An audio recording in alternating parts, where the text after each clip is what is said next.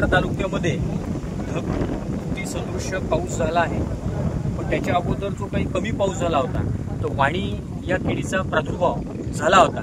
आता हे हळदीचं शेत आहे, याच्यामध्ये मधामधात सोयाबीनची लागवड केली आहे। तर आपण बघाल की सोयाबीन पिकामध्ये जे काही रोपं आहेत हे पूर्ण कुरतडलेले आणि खाल्लेले दिसत आहे।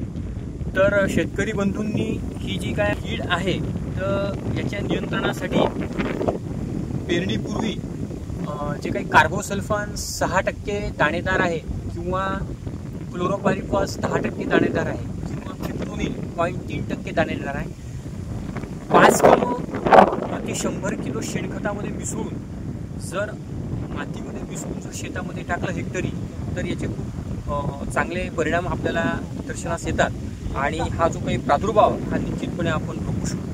आता उभ्या पिकामध्ये असा जर प्रादुर्भाव होत असेल तर क्लोरोपायरिफॉस 20% प्रवाही 37.5 मिली प्रति 10 लिटर पाण्यामध्ये मिसळून पंपाचं नोझल काढून जिथे जिथे प्रादुर्भाव आहे तिथे त्या ठिकाणी तुम्ही आळवणी करू शकता।